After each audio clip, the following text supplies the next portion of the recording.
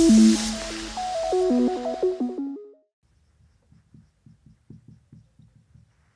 will be looking at the following. We will look at traditional asset diversification.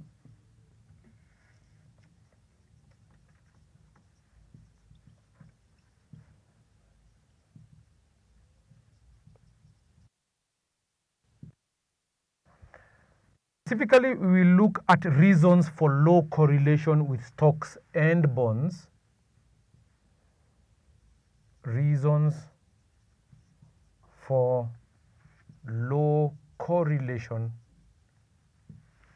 with stocks and bonds, like that.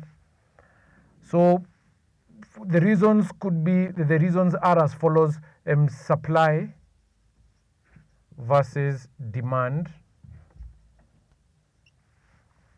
Another reason is correlation with inflation.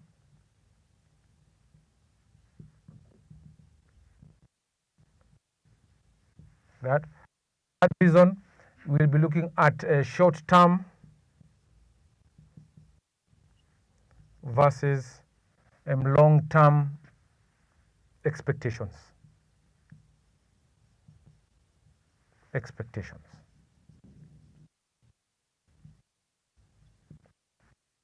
Now we will now move on and look at inflation and diversification. So another concept will be inflation and diversification.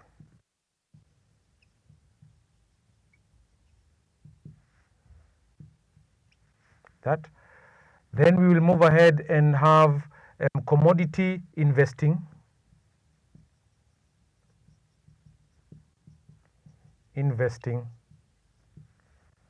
without futures. How do we invest in commodities without the use of futures contracts? Yeah, and specifically, we will look at investing in physical commodities.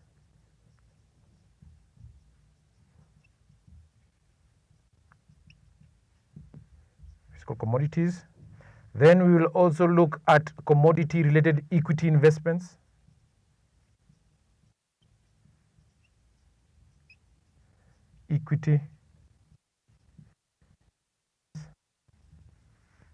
That. Then finally, we will look at ETFs, exchange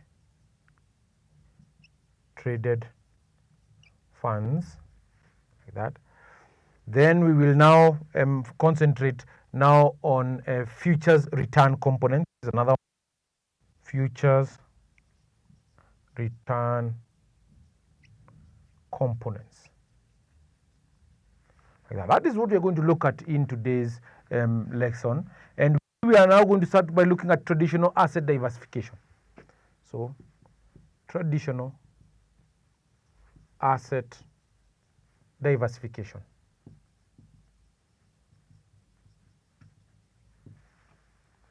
Now, traditional asset diversification will mean that you now need to try and allocate specific percentages, or you need to allocate the funds towards asset classes based on traditional techniques. But now, when using commodities, it becomes a bit complicated, because we are saying that trying to seek exposure towards commodities would require either to invest in financial futures or in the physical commodity itself, like that.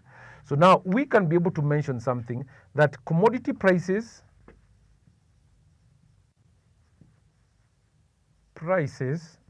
should be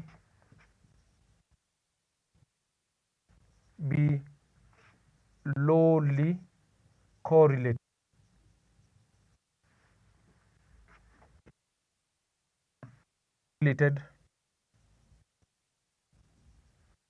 or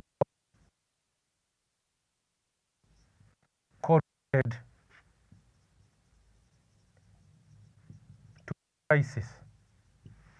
to prices of stocks and bonds.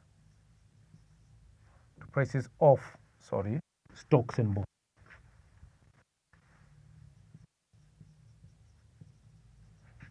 bonds. That. Following reasons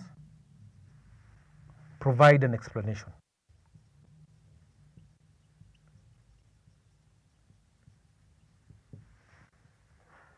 So we can start by saying, number one, we are looking at these subsections over here. We are looking at the reasons for relation to stock bonds, supply versus demand,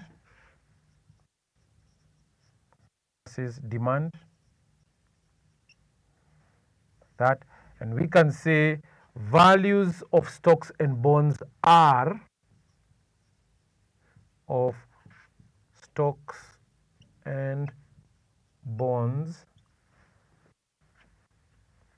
are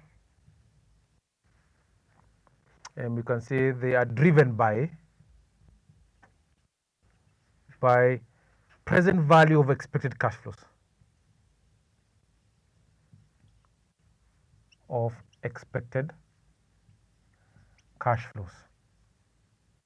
For example, for stocks, we are saying they are driven by the component of dividends. You expect to receive a rate of return at the end of any financial year. That for bonds, we are saying the expected forces of demand and supply are the ones that are going to drive the prices or the values of bonds and like that.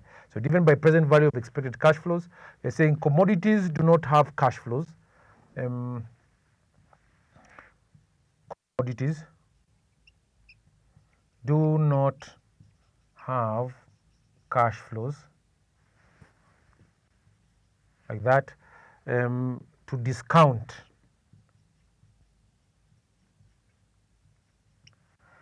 but are instead driven by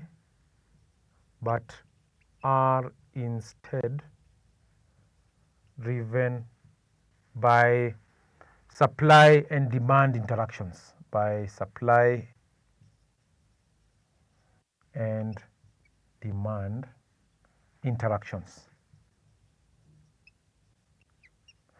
Saying the value of stocks and bonds are driven by present value of expected, what we expect the value of, say, the bonds there to be at the end of, say, 6 months is what is driven or what drives the price movements of bonds and stocks.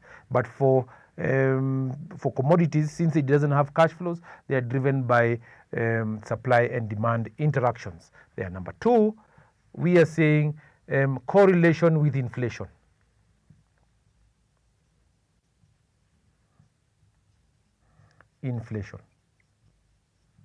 That correlation with inflation. This is what we are saying. We're just trying to follow what we have actually written down over here.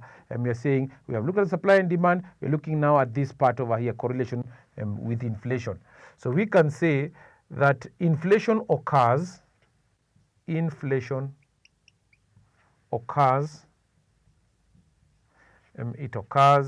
when the value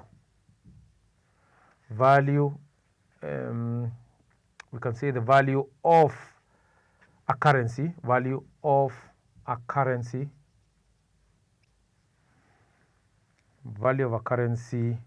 decreases in relation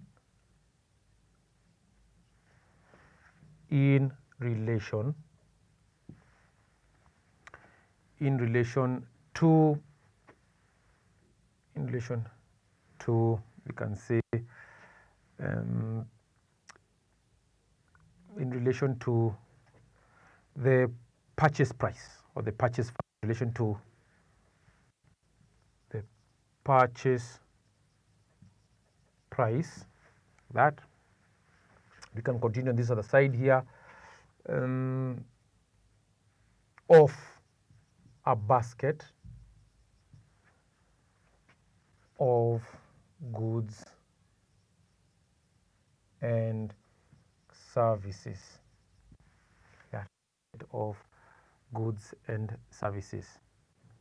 Thus, we can say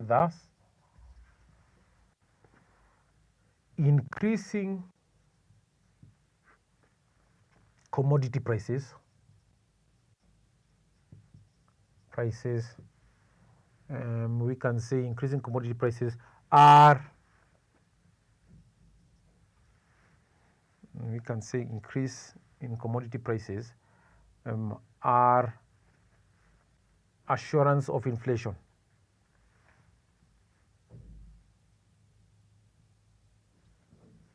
Inflation.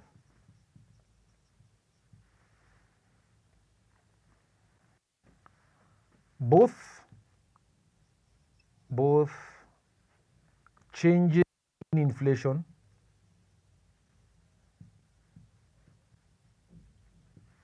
both changes in inflation and both changes in inflation and inflation are negatively correlated with prices of stocks and bonds. With prices of stocks and bonds. So what are we saying? We're saying correlation in inflation, it occurs when the basket full of goods and services actually increases in value. What 100 shillings could buy maybe in the year 1992 versus what 100 shillings can buy in the year 2017 is different. So the purchase, what 100 shillings could buy in 1992 is much more than compared to what 100 shillings can actually buy right now. So we are saying that means the purchasing power has reduced like that. And we are saying that increasing commodity prices are assurance of inflation, because if the commodity prices tend to go up like this, how much you would spend to buy a commodity would require much more money as compared to how much it would maybe say sometime in the past right there. Now let's look at the second component, or the third component. Now we are looking at short-term versus long-term expectations like that. So these are the reasons of why commodity prices are lowly correlated or should be negatively correlated with stocks and bonds. So now the third one we are saying is short-term versus long-term expectations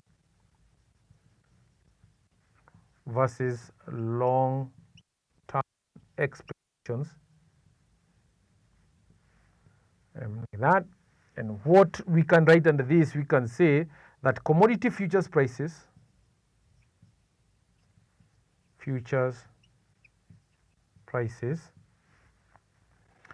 are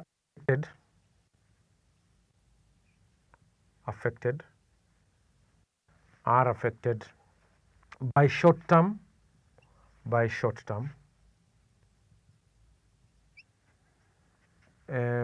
supply and demand expectations, while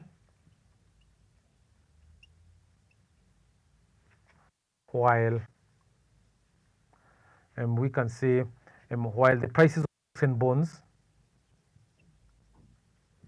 of stocks and bonds like that reflect long-term cash flow expectations. Long-term cash flow expectations. Like that. So we are saying that futures prices are or tend to be affected by short-term supply and demand, and that is linked to this component which you had looked at in number one over here. While the prices of long-term, short-term, or rather the prices of stocks and bonds are affected by long-term cash flows. This one is affected by short-term supply and demand, whereas stocks and bonds are affected by long-term components of cash flow expectations. What do you expect the cash to be like in future like that? That is what you're saying are the reasons why they should be uncorrelated, negatively correlated, or lowly correlated with the prices of stocks and bonds like that.